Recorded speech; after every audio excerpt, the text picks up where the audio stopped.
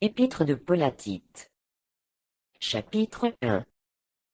Paul, serviteur de Dieu, et apôtre de Jésus-Christ, pour la foi des élus de Dieu, et la connaissance de la vérité, qui est selon la piété, lesquelles reposent sur l'espérance de la vie éternelle, promise dès les plus anciens temps par le Dieu, qui ne ment point, et qui a manifesté sa parole en son temps par la prédication, qui m'a été confiée d'après l'ordre de Dieu notre Sauveur, à Tite, mon enfant légitime en notre commune foi, que la grâce et la paix te soient données de la part de Dieu le Père, et de Jésus-Christ notre Sauveur.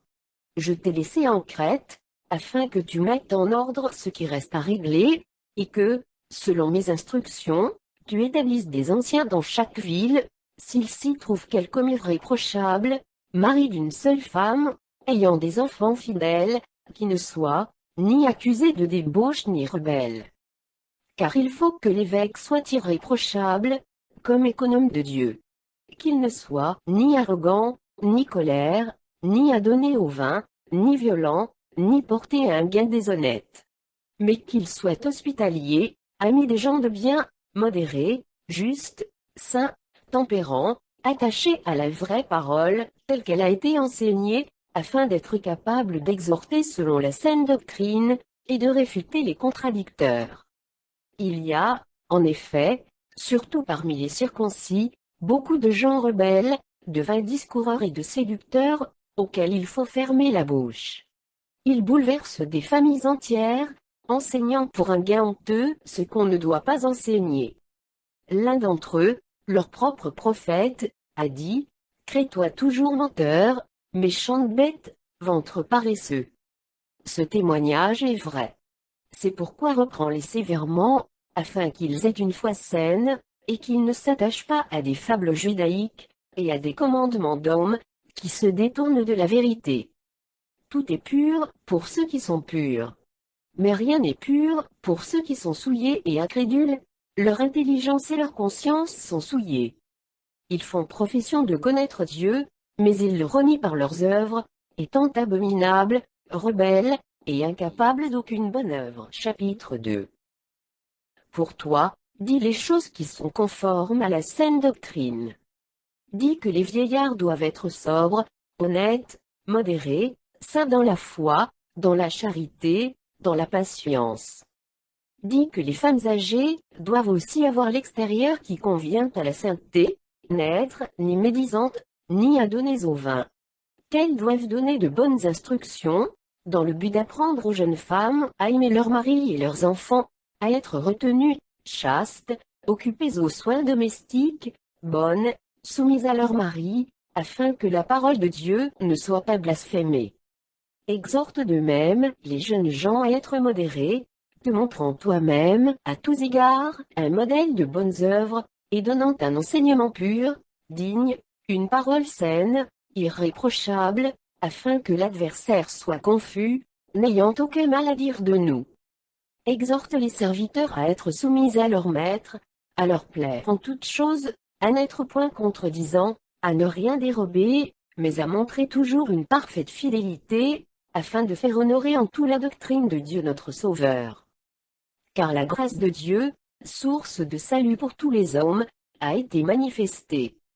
Elle nous enseigne à renoncer à l'impiété et aux convoitises mondaines, et à vivre dans le siècle présent selon la sagesse, la justice et la piété, en attendant la bienheureuse espérance, et la manifestation de la gloire du grand Dieu et de notre Sauveur Jésus-Christ, qui s'est donné lui-même, pour nous, afin de nous racheter de toute iniquité, et de se faire un peuple qui lui appartienne, purifié par lui, et zélé pour les bonnes œuvres.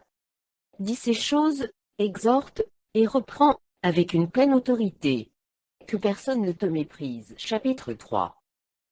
Rappelle-leur d'être soumises aux magistrats et aux autorités, d'obéir, d'être prêts à toute bonne œuvre, de ne médire de personne, d'être pacifiques, modérés, pleins de douceur envers tous les hommes.